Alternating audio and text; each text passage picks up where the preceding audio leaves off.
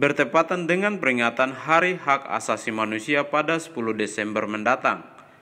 Kota Wamena bakal diramaikan dengan pesta rohani sebagai tanda dimulainya Kongres Gereja-Gereja Baptis Setanah Papua ke-19 tahun 2022. Bertempat di Gereja Baptis Bahtera Wamena, Kabupaten Jayawijaya, Papua. Bukan kebetulan, pemilihan waktu pelaksanaan kongres ini sengaja dilakukan tepat pada saat peringatan Hari Hak Asasi Manusia di seluruh dunia, di mana Baptis memandang Papua masih bergumul dengan berbagai persoalan kemanusiaan dan pelanggaran HAM yang juga harus disuarakan melalui mimbar-mimbar gereja. Tak hanya pesta rohani, selama pelaksanaan kongres yang akan berlangsung mulai 10 sampai 15 Desember 2022 ini akan diisi untuk mengevaluasi pelaksanaan program-program kerja hingga penyampaian laporan pertanggungjawaban selama 5 tahun dari Badan Pengurus Pusat Baptis atau Kepresidenan Baptis West Papua periode 2018-2022. Presiden Persekutuan Gereja-Gereja Baptis West Papua, Pendeta Dr. Sokrates S. Yoman sendiri setidaknya telah memimpin organisasi gereja ini selama 4 periode atau 20 tahun. Pada puncak kongres, seluruh badan pelayanan pusat dari 9 departemen akan diberhentikan dan dipilih lagi pengurus baru untuk masa kerja periode 2022-2026 oleh peserta kongres dari 327 jemaat, 2 gereja otonom, dan 27 wilayah baptis. Dari tulisan ini, Pendeta Yoman berbicara tentang pekerjaan yang dilakukannya untuk menjalankan mandat Kongres Baptis. Apa saja yang diklaimnya sebagai keberhasilan, tantangan-tantangan yang dihadapi, hingga ancaman-ancaman yang diterimanya, serta harapan-harapan. Berikut wawancara Jubi TV bersama Pendeta Dr. Sokrates Sofian Yoman di kediamannya di Itawaku Purom, Kota Jayapura awal Desember 2022.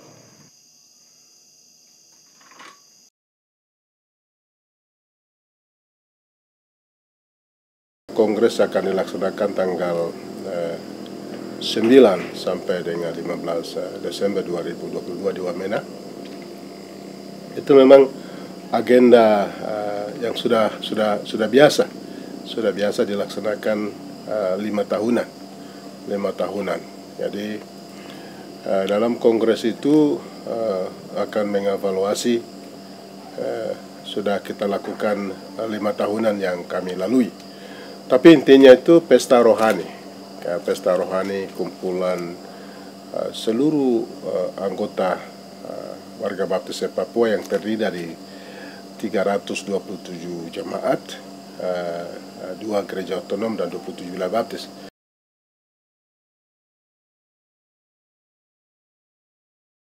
Kami ada punya 5 kebijakan.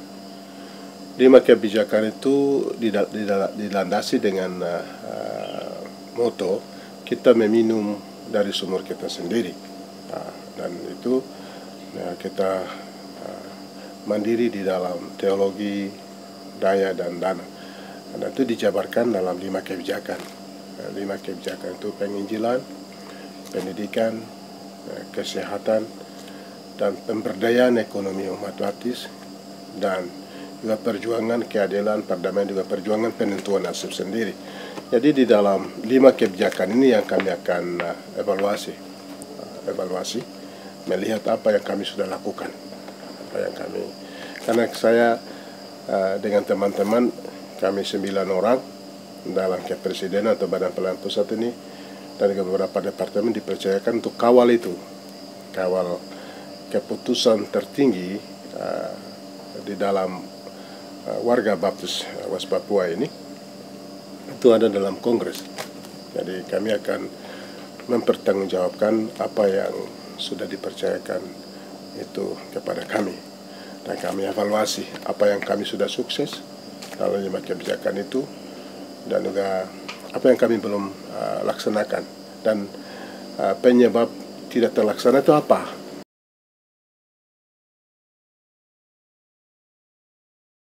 Saya ada punya kebanggaan khusus di mana dalam 5 tahunan itu kami sukses dalam hal kemandirian secara teologi, daya, dan dana. Jadi kami ada tingkatkan, walaupun dalam keterbatasan kami, tapi kami juga tingkatkan sumber daya manusia yang setidaknya ada yang akan dan sedang pimpin di gereja-gereja, gereja yang mereka menjadi gembala, mereka jadi ketua wilayah, dan kami dalam kepimpinan saya ada nampaklah, tadinya ada orang-orang tua saja yang dari kampung, punya pendidikan yang terbatas, dan mereka dipanggil Tuhan, mereka melayani dengan sepenuh waktu, hidup mereka kasih untuk Tuhan, untuk umat. Dan dari keterbatasan seperti itu, dalam kepimpinan saya dan teman-teman, kami sudah Tuhan berkati kami dan siapkan beberapa orang yang sekarang mereka pimpin. Nah, saya bangga itu. Lalu hal lain yang paling membanggakan saya itu Jemaat Baptis sudah mandiri sama sekali. Ya, sesuai dengan prinsip Baptis ya. Prinsip Baptis itu otonom, mandiri, dan independen, dan tidak pernah tergantung kepada, dan ada keterpisahan antara gereja dan negara. Dan itu yang kami, warisan itu yang kami pelihara. Itu yang kami akan pertanggungjawabkan. Yang dipercayakan itu kami jaga begitu. Dan itu tergantung jemaat, mereka menilai besok tanggal 9, sebenarnya pembukaan tanggal 10, hari H- sudah 10 sampai 14 Desember begitu.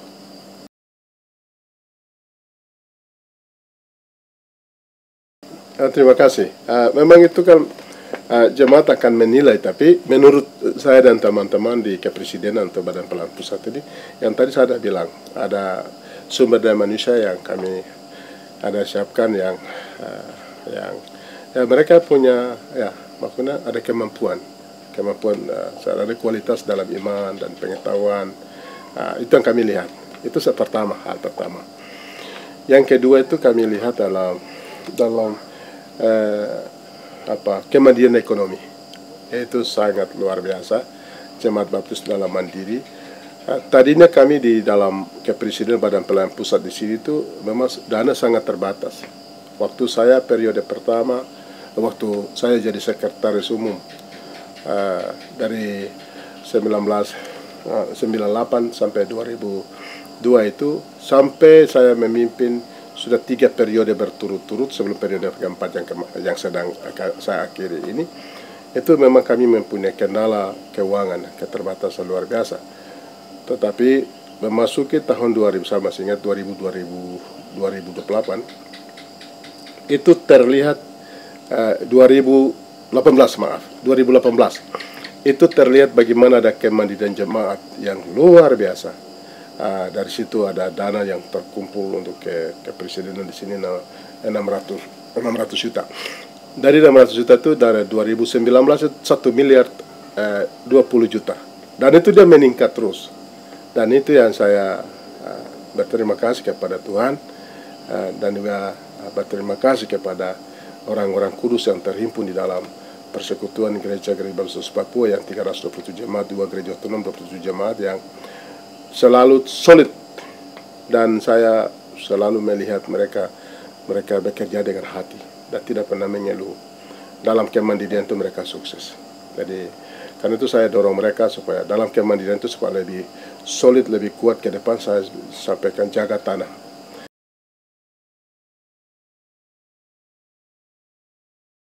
Saya sudah kasih tahu mereka, kalau sesuatu akan berhasil di tanah, jadi tidak boleh serahkan atau jual tanah. Karena kita bisa hidup tanpa uang, tapi tidak bisa hidup tanpa tanah. Dan segala sesuatu akan datang dari itu. Karena itu dalam kalangan warga Baptis, soal tanah itu tidak bisa diremehkan begitu. Itu yang secara ekonomi yang kami sukses. Dan yang paling banggakan saya juga itu adalah perjuangan keadilan, perjuangan penentuan nasib sendiri.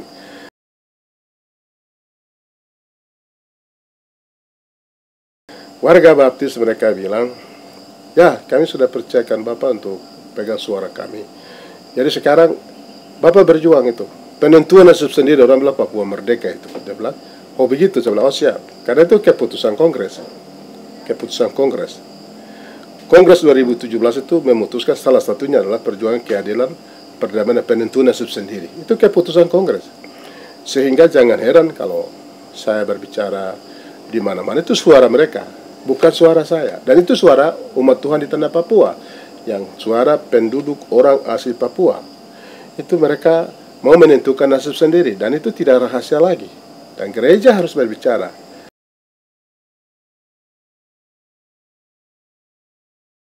Dan saya diberikan mandat oleh Kongres, dan saya sampaikan kalau saya selalu, dan itu terbukti dengan mereka membiayai penerbitan buku-buku. Itu jemaat baptis secara totaliter. Mereka bilang, Bapak terbitkan buku. Buku seperti Tebing Terjal Perdamaian di Tanah Papua. Buku Melawan Rasisme dan Stigma di Tanah Papua. Dan juga buku yang terus Jejak Kekerasan dan Militerisme di Tanah Papua. Lalu buku yang terus Kami Bukan Bangsa Teroris. Terus buku terbaru akan terbit ini, Kuasa Kata-Kata Mengubah Dunia. Itu warga baptis biaya. Kalau Bapak biaya itu.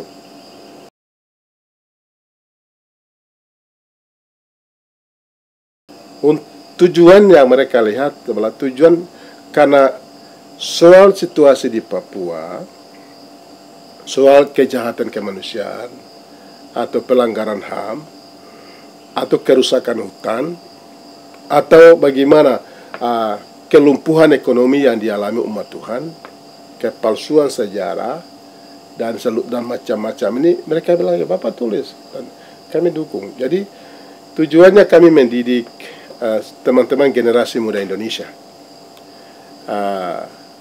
juga generasi muda Papua, supaya mereka harus tahu sejarah status politik Papua ke dalam Indonesia harus melalui buku itu. Ya, ini saya lihat warga baptis sukses dalam hal itu, dan mereka sudah buku-buku itu sudah dibagi di mana-mana, dibagi gratis di Jawa, di berbagai perguruan tinggi. Jadi ya saya bilang karena itu tugas yang mereka berikan, mandat yang mereka berikan, sehingga mereka mau punya satu masa depan yang baik, harapan yang baik, yang ada mereka hidup dengan anak-anak cucu mereka ini hidup yang layak di atas tanah mereka. Jadi saya lihat itu ada perjuangan itu sukses, saya lihat itu.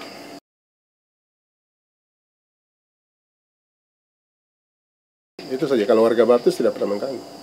Mereka dukung, dan mereka mau tanah mereka aman, masa depan mereka aman. Jadi yang mengganggu saya tidak ada. Yang ganggu kan negara saja. Negara yang ganggu itu sering aparat datang di sini, mereka siang datang parkir mobil di depan kantor di situ. Saya lihat, silakan saja. Kami tidak terlalu takut begitu, karena ini negeri dan tanah kami. Dan kami tidak perlu takut kepada siapapun, karena ini tanah kami. Ini tanah leluhur kami, tidak perlu penjarakan diri dalam ketakutan. Kita tidak perlu takut pada orang-orang yang pemikiran jahat, hati jahat itu tidak perlu. Kita segan hormati kalau orang itu punya bermartabat, dia menghargai martabat kemanusiaan. Dan itu kedamaian, itu yang kami akan respect, hormat dia, karena itu kami segani orang itu. Tapi orang-orang yang punya rencana jahat tidak perlu ditakuti. Itu orang terlalu rendah, martabatnya rendah. Dia sudah kehilangan sebagian kemanusiaannya. Kalau mengganggu orang lain, itu sama dengan manusia yang telah kehilangan sebagian kemanusiaannya. Dia sama dengan sebagiannya binatang, sebagiannya manusia. Dan kita perlu sadarkan mereka, supaya mereka menjadi manusia yang utuh. Jadi tidak usah lah, tidak usah ganggu-ganggu orang lah. Dan apalagi Bapak sudah sekolah, saya sudah punya pendidikan yang baik.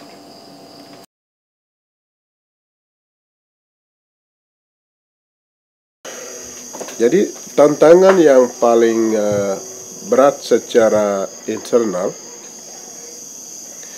itu bagaimana saya sebagai salah satu pemimpin gereja yang punya pendidikan yang memadai mengubah paradigma cara pandang gereja Tuhan di tanah Papua yang melihat persoalan kemanusiaan, ketidakadilan, kekerasan negara, rasisme, dan kolonialisme dan kapitalisme dan juga proses politik yang selama ini. Karena kita sudah dikooptasi oleh negara bahwa pemerintah itu hamba Allah, atau mereka dalam Alkitab hamba, tapi mereka bilang wakil Allah. Sehingga para pemimpin gereja sebagian, bukan semua tapi sebagian, para pendeta dan gembala sudah terjebak ke dalam pandangan teologi ini. Jadi ada tiga teologi yang kita anut: teologi negara, teologi gereja negara, dan teologi profetis. Dalam pandangan ini, posisi saya itu ada di teologi profetis. Bagaimana kita mengubah cara pandang ini? Ada terjadi seperti ini, kita percaya ada kepalsuan. Kita diajarkan, kita seperti ini memelihara kepalsuan, atau kita sudah dilumpuhkan. Dalam kelumpuhan kita itu, kita hanya menerima saja cara pandang negara, cara pandang pemerintah. Jadi kita ikut sama-sama ikut. Kalau negara sudah memberikan stigma, label, ya, seperti separatis, makar, OPM, KKB, atau teroris. Jadi kami gereja, beberapa pemimpin gereja, pendeta, gembala ikut-ikut OPM kan masyarakat, teroris kan, KKB kan masyarakat. Ini masalah bagi kami. Gereja seharusnya dia berdiri berpihak kepada umat Tuhan yang tertindas. Itu tugas gereja sesungguhnya. Jadi tantangan yang Bapak alami selama kepemimpinan sudah hampir 4 periode ini, sekarang sudah memasuki mengakhiri jabatan saya ini. Tantangan saya itu.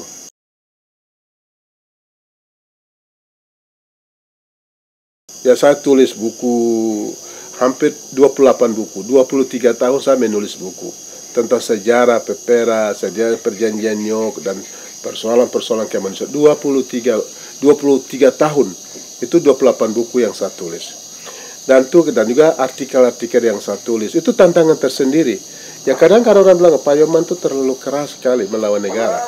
Orang bilang begitu. Itu sudah banyak. Itu tantangan yang saya alami. Saya bilang, tapi Anda akan tahu pada saatnya. Dan saya tahu apa yang saya buat secara konsisten dan secara terus-menerus supaya orang mengerti, paham. Nah, karena generasi muda sekarang sebagian sudah mengerti tantangan itu. Jadi mengubah paradigma cara pandang gereja Tuhan terhadap persoalan kemanusiaan. Kalau harus lihat, gereja harus melihat secara utuh manusia itu. Yang seperti kita selalu lihat di mimbar-mimbar gereja. Ya, pemerintah rajin didoakan oleh pemimpin gereja, pendeta gembala di mimbar-mimbar. Tuhan Allah memberkati pemerintah kami dari pusat sampai di pedesaan, ya, desa terkecil atau pemerintah terkecil. Tapi mereka waktu yang sama mengabaikan manusia yang lain, domba yang lain, yang memperjuangkan hak penentuan dan hak mereka di atas tanah mereka, hak politik yang disebut TPNPB, KNPB, UMWP, dan itu yang diabaikan. Ini gereja sangat keliru di sini, salah. Sementara Tuhan Yesus mati di kayu salib itu untuk umat manusia. Ini yang masalah. Ini kan begitu. Jadi kalau mereka rasa takut sekali untuk berbicara, untuk berdoa bahwa mereka di mimbar, bahwa perjuangan itu ya hak politik umat Tuhan. Jadi Tuhan tidak melarang Papua Merdeka, Alkitab tidak melarang Papua Merdeka, gereja tidak melarang Papua Merdeka, orang Kristen tidak melarang Papua Merdeka, orang terdidik tidak melarang Papua Merdeka. Yang dilarang Tuhan, dilarang Alkitab, dilarang gereja, dilarang orang terdidik, dan itu jangan membunuh, jangan mencuri. Jadi ini gereja seperti apa? Itu tantangan tersendiri yang kami. Itu satu. Yang kedua, tantangan yang kami hadapi adalah ada penduduk orang asli Papua yang dibina, dididik oleh penguasa ini untuk melawan kita. Sejarah palsu dimasukkan, ideologi palsu dimasukkan pikiran mereka, sehingga mereka menjadi lawan sendiri, dia punya bangsanya sendiri, rakyatnya sendiri. Ini tantangan tersendiri yang saya alami dalam kepemimpinan saya, tapi kita kelola dengan baik. Karena proses kebenaran itu pelan tapi pasti dia menang. Itu kita tahu. Jadi kalau kebohongan itu dia lari cepat-cepat, tapi kalau yang benar itu dia pelan tapi pasti menang juga.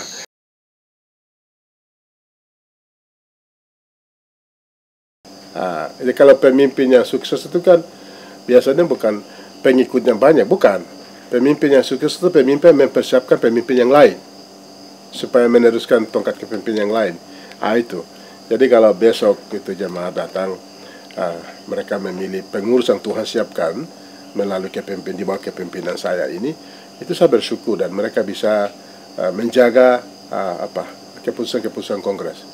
Itu kalau dalam gereja kami, tugas pemimpin itu diberikan tugas itu jaga suara keputusan kongres, laksanakan keputusan kongres, jaga orang manusia baptis, jaga pertumbuhan iman rohani, dan jaga tanah mereka, jaga sejarah mereka, jaga prinsip baptis, dan jaga otoritas Alkitab. Itu tugas-tugas kami dan aset-aset.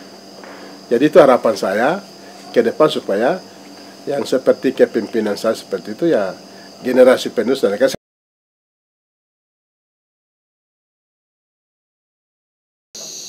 Sudah pasti karena realitas kehidupan umat Tuhan di tanah Papua ini kan ada mutilasi umat Tuhan, ya, ada kriminalisasi para pejabat, politisasi para pejabat, seperti Lukas NMB dikriminalisasi, ada 4 orang dimutilasi di Mimika, ada masyarakat yang disiksa, dan ini persoalan-persoalan, ada pejabat yang seperti ditangkap seperti Eltinus Omaleng, Riki Ampagawa, dan semua, ya. Lalu banyak hal. Lalu kita lihat dalam realitas ini kan ada pengungsi yang sampai 60.000 lebih yang masih ada belum pulang ke Kampung Denduga atau kembali ke beberapa daerah di Maibra, tidak kembali di Pegunungan Bintang, di Intan Jaya. Ini kan pengungsi masih ada. Dalam situasi kondisi seperti ini ya, lebih baik ya kita buat pembukaan ini pada tanggal 10 Desember bertepatan Hari HAM Internasional supaya kita bisa suarakan di situ. Itu pilihan kami. Semoga ini menjadi berguna dan suara kami akan didengar oleh saudara-saudara kami yang peduli dengan kita.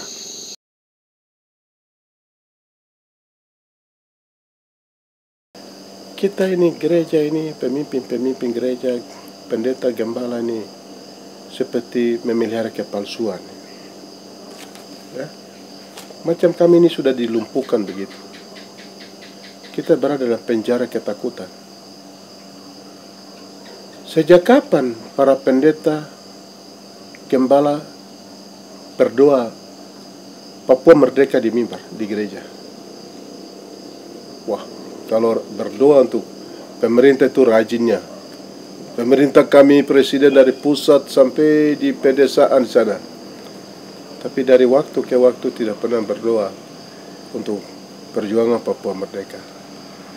Kan sedang Tuhan Yesus bilang kepada Simon Petrus, kepada pemimpin hari ini, apakah engkau mengasihi aku? 3 kali pertanyaan kepada Simon Petrus. Dan Tuhan Yesus bilang, gembalakan domba-dombaku, gembala. Ini domba-domba di dalam gereja baptis, saya tidak tahu di gereja yang lain. Di dalam gereja baptis itu ada 2 kelompok manusia baptis yang ada. Yang satu itu pendukung NKRI harga mati. Yang satu itu pejuang Papua merdeka harga mati. Terus mereka sama-sama datang di gereja untuk ya bersekutu, bersaksi, beribadah dan melayani. Lalu sama-sama memberi persembahan dan perpuluhan. Atau memberi kotak apa, di situ ada kotak penginjilan kah, kotak koinonia kah, kotak apa, kotak pembangunan. Sama-sama taruh. Lalu bendahara hitung itu dia biasa pilih-pilihkan kah tidak? Oh, uang ini orang pendukung Papua merdeka jadi buang dulu. Atau yang ini yang pro NKRI jadi saya hitung. Lalu kasih pendeta pada satu honor itu, pendeta minta maaf, uang yang ini tidak boleh. Ini kan dari Papua merdeka yang tidak pernah Bapak berdoa, jadi tidak usah. Yang biasa bagian ini orang NKRI harga mati, jadi Bapak terima. Ini kan masalah juga hari ini. ini kita harus koreksi ini. Ini ada masalah, persoalan di gembala, pendeta, atau persoalan teologi atau apa? Atau kami sudah dikooptasi, sudah ditaklukkan, sudah dipenjarakan oleh pemikiran ideologi negara, kah? Kekeliruan ini besar. Sekarang saya minta supaya para pemimpin gereja berdoa untuk dua-dua. Tuhan Allah memberkati pemerintah kami dari pusat pemerintah sampai daerah. Pemerintah memberkati perjuang Papua merdeka.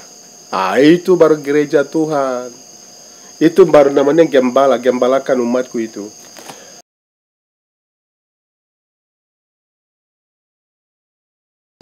Jadi warga Baptis akan datang di rumah mereka, di tanah leluhur mereka. Mereka akan berkumpul seperti dulu di tanah ini, seperti surga kecil yang jatuh di bumi. Ya, jadi mereka akan jaga tanah ini dan Kongres pasti datang. Kalau kita lihat ada kekacauan, kan kita tahu, kita bisa deteksi siapa dia. Tapi intinya sama katakan, Papua ini rumah kami. Papua ini mama kami. Ini tanah leluhur kami. Ini perahu kami. Dalam keadaan apapun, dalam keadaan perang, dalam keadaan kacau, kami tetap ada di sini. Sehingga umat Tuhan, warga Baptis sebagai bagian dari penduduk orang asli Papua bertanggung jawab, jaga mama mereka, tanah.